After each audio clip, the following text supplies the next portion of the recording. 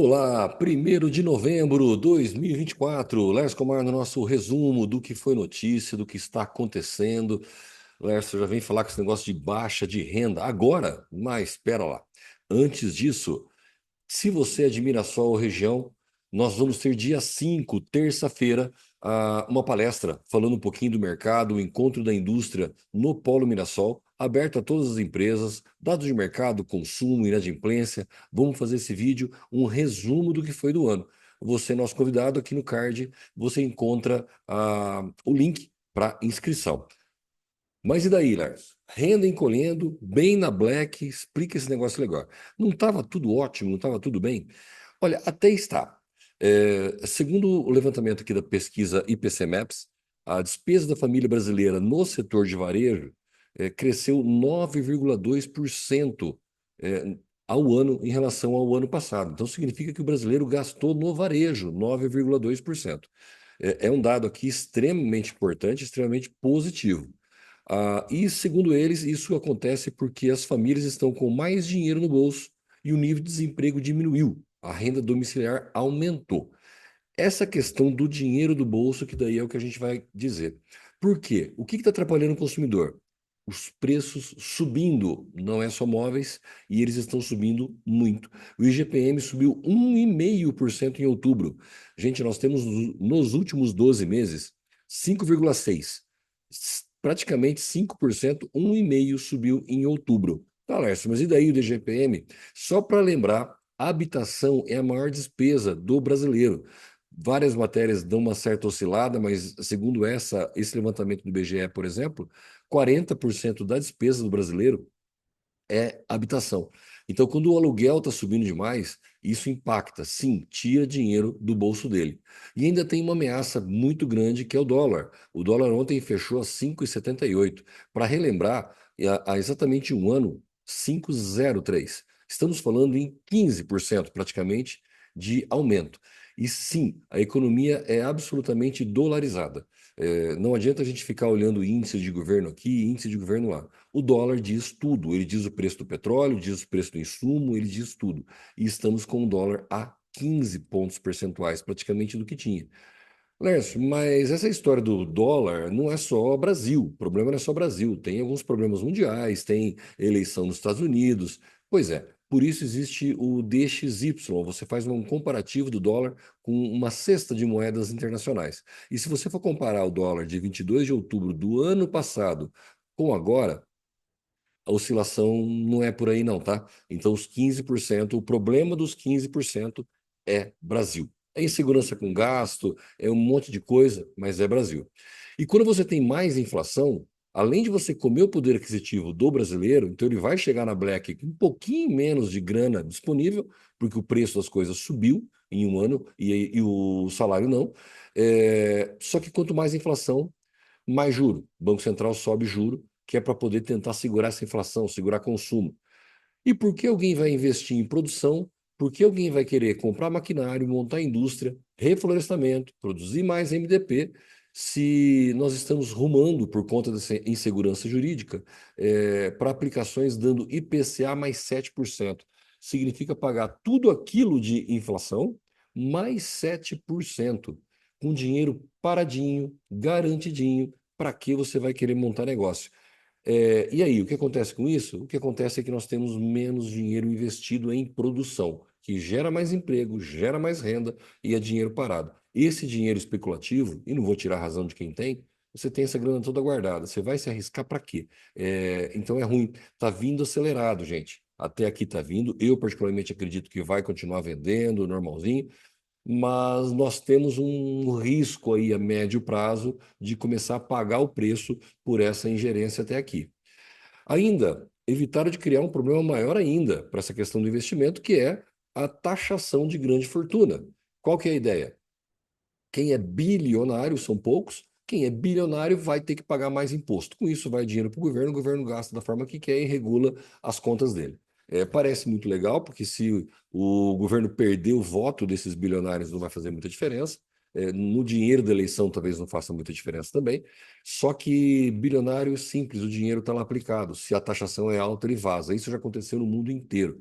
O que nós queríamos é que ele não deixasse o dinheiro aplicado em mercado assim. Nós queríamos é que ele investisse aqui dentro de uma forma fixa, produzindo mais, gerando mais emprego. E pelo menos sem essa taxação do grande bilionário, quem sabe ele não vai para fora de vez. Mas sim, o emprego está mantendo a venda. Se por um lado a renda está atrapalhando, e eu acho que um pouquinho ela vai dar uma atrapalhada, o emprego está mantendo. E olha que interessante o que é a globalização do emprego. Eu vejo gente ainda achando que não, tem que olhar o Brasil, o resto do mundo não me importa. Gente, eu cheguei até a confundir a matéria quando eu estava levantando aqui para vocês. Taxa de desemprego mantém.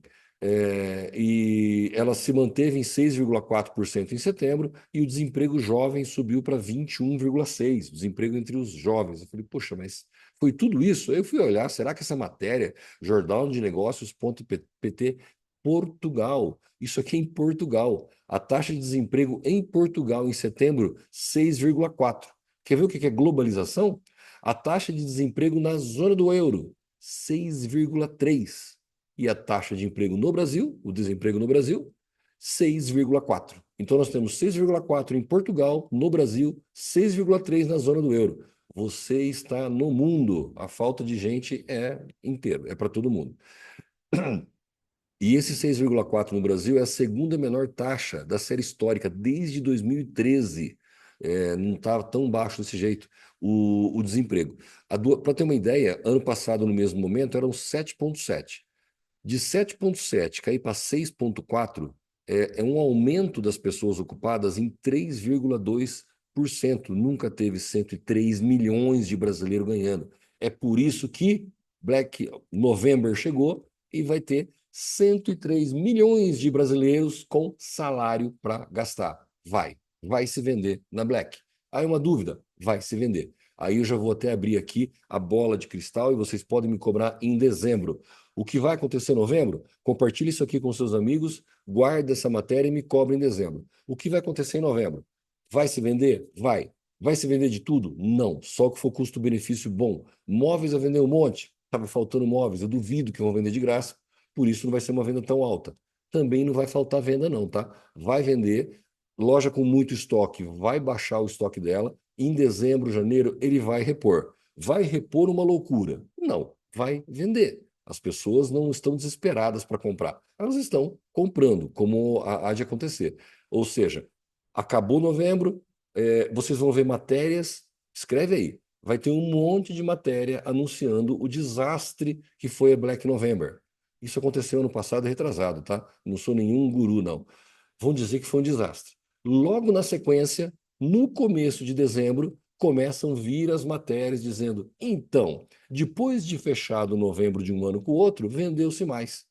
Toda vez acontece a mesma coisa. A matéria boa não vende. Então eles vão botar o terror, como fala, tocar o terror em novembro, e em dezembro ameniza a coisa. Não se iluda. Essa informação pode fazer com que você tome decisões erradas no seu negócio. Escreve lá e vamos ver se a gente lembra de comentar isso em dezembro, trazer essa parte da matéria. Seguindo sobre desemprego, 3,2 a mais de brasileiro trabalhando, gente, é isso que segura, tá? Poder aquisitivo, a inflação está comendo, mas tem mais gente trabalhando, é grana que entra. Me chamou demais essa atenção. E desde 2021, olha como vem essa taxa de desemprego, tá? Tá certo, 21 ainda saindo da pandemia, estamos com metade. Se olhar para este gráfico, você que está dirigindo, eu sei que tem um monte de gente que me ouve dirigindo, não olha dirigindo, não, olha depois. Se você for olhar para isso, ele dá a impressão para nós que ainda tem campo para diminuir, tá? Essa taxa de desemprego pode, a médio, curto ou longo prazo, aí, bater 4%, 3%. A procura por gente para trabalhar está sendo muito grande. E então pode ser que a gente consiga mexer nisso. Mas me chamou a atenção isso aqui, tá? 58,4% das pessoas em idade de trabalhar, vamos arredondar, 60%, estão empregadas. É o maior nível de ocupação para um trimestre encerrado em setembro. Tá, 60% das pessoas que têm idade para trabalhar, que estão em condições de trabalhar no Brasil, estão trabalhando. E o desemprego é pouquinho. Gente, tem 40% que não. Claro, se você é contra, se a pessoa quiser ficar em casa, ela tem todo o direito. Eu concordo. Ela vai viver de renda, ou ela tem alguém da família que mantém, um jovem que não tem um emprego, pelo sim, pelo não, vou estudar, vou ficar aqui em casa. Mas, gente, em resumo, metade do Brasil produz para sustentar a outra metade.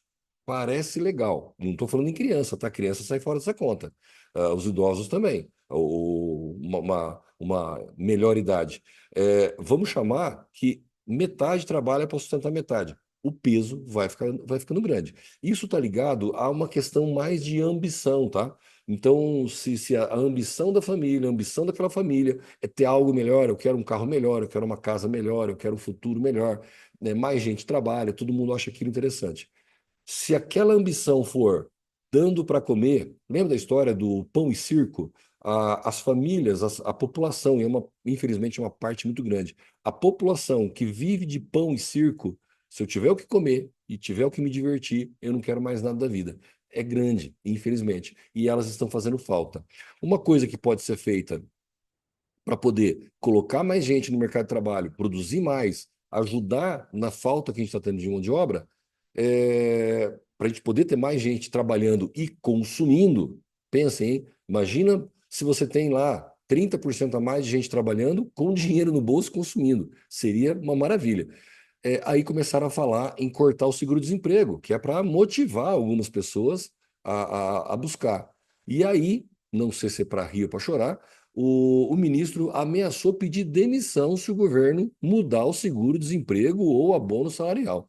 Por que eu destaco isso sem faltar nenhum respeito? Mas, pelo amor de Deus, o cara que ninguém nem conhece simplesmente declarou que o presidente não falou comigo. Não estou defendendo nenhum deles, não, tá? Problema deles. Mas eu acho que o poder sobe na cabeça das pessoas de tal forma que ele se torna mais importante do que qualquer decisão econômica que seja boa para o país ou não. E se for contra o que eu peço demissão. Gente do céu, nós estamos extremamente, como o pessoal fala, extremados. É tudo extremo. É para um lado e para o outro. Senão não funciona. É ridículo. E no Distrito Federal? Isso aqui eu tenho uma dúvida, tá? Isso eu não sei explicar. Se 6,4% de desemprego no Brasil, o Distrito Federal 15,4%. É o triplo. E pelo que eu vi na matéria, ele é histórico. Eu não consigo entender o porquê o do Distrito Federal ter um desemprego tão alto. Falta tanto emprego? Bom, uma informação que nós temos é que no Distrito Federal você tem uma quantidade de funcionários públicos federais, a proporção, muito maior do que outras regiões. Por isso, a renda média de lá é muito maior do que qualquer lugar do Brasil. Isso levaria as pessoas a talvez ter menos pessoas trabalhando por família. O cara tem uma renda alta, o outro não precisa, sei lá. Mas, gente, o desemprego é medido entre pessoas que estão buscando emprego. Ou essa informação está errada? De coração, se você sabe o que poderia motivar, você que é da região, ou que entende mais de economia, coloca no comentário, me ajuda a entender o porquê, o que justificaria as pessoas, não funcionário público empregado, as outras pessoas a ter 3 vezes mais desemprego no Distrito Federal do que no Brasil. Não consegui entender. Talvez alguém tenha uma explicação fácil, fácil. E o varejo continua confiante. Como assim? 60% dos varejistas acreditam que vão faturar mais esse ano na Black. Aí vem o Laércio e coloca a pulga atrás da orelha. Mas vamos lá. Uma pesquisa encomendada pela Cielo, eu valorizo, acredito que vai vender mais do que no ano passado. Legal. Desses 60%, está dividido aqui em um terço, um terço, um terço. Um terço acha que vai vender mais de 20% do que ano passado. Eu até acredito. Um terço acha que vai vender ali uns 10% a mais do que o ano passado. Tá. E outros 34% acham que vai vender entre 5% e 10%. Gente, um terço fala em 10, o outro de 5 a 10. Eu acredito que a inflação real de todos os produtos bateu 10%. Então, se você vender 10% a mais do que no passado, não é vender mais. Você só faturou mais por conta da inflação. Mais que seja. E a matéria encerra dizendo que descontos e incentivos. Mais de 80% dos participantes da pesquisa pretendem dar descontos durante a Black. Lógico, a Black vive de desconto. Desses, dos 80 que vai dar desconto, 77%, 3 em cada 4, começam a oferecer desconto com pelo menos uma semana de antecedência à data. O restante foca na promoção na sexta-feira. Estão mortos. Esses 25% que só vai fazer promoção na sexta, perdeu o mês inteiro. Não tem. Você está no varejo, mas nem que não seja de verdade essa promoção. Você vai ter que fazer muito barulho, vai ter que fazer muita coisa. Uma semana antes, o dinheiro já foi. Em outubro já tinha gente dando Black Friday. Black Friday do último a sexta-feira de novembro, já havia desconto em outubro. Eu recebi e-mail e WhatsApp direto de promoção de empresas, de varejista. E o comércio eletrônico, sim, ele está em alta, ele tem uma boa participação, mas ele não substituiu o varejo físico. E a gente esquece disso, parece que a conta não vem. A FEComércio projetou recorde, olha a manchete. A FEComércio projeta recorde de venda para comércio eletrônico brasileiro em 2024. Se você lê essa matéria apenas dessa forma, você imagina que o comércio eletrônico tomou conta do varejo físico. Não, ele falou que a venda dele foi recorde. E eu já vou aqui embaixo justificar. Ele foi recorde, ele foi 0,2% maior. Tá.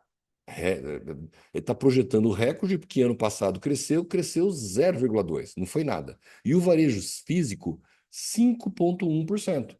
Tá, se o eletrônico cresceu em determinado momento 0,2 e o físico outro, é esquisito, porque a matéria fala assim, ó, o varejo físico cresceu no primeiro semestre desse ano 5,1.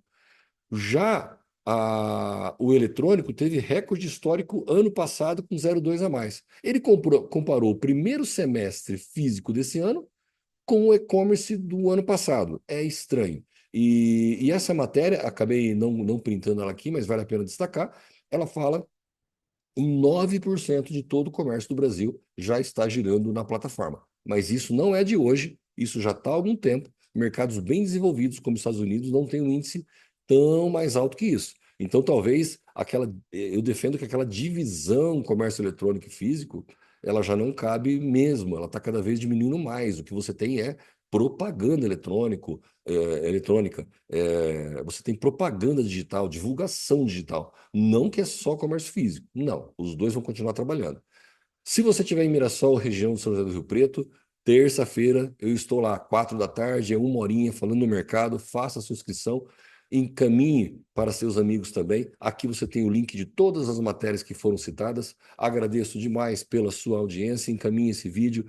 Você que não é inscrito, inscreve no canal e tem um negocinho lá que é o sininho. O sininho é para te avisar quando cai um vídeo novo. E me disseram que esse sininho faz com que o YouTube divulgue. Lógico, eu não sou youtuber, nunca vou viver disso, mas é legal saber que está chegando em mais gente.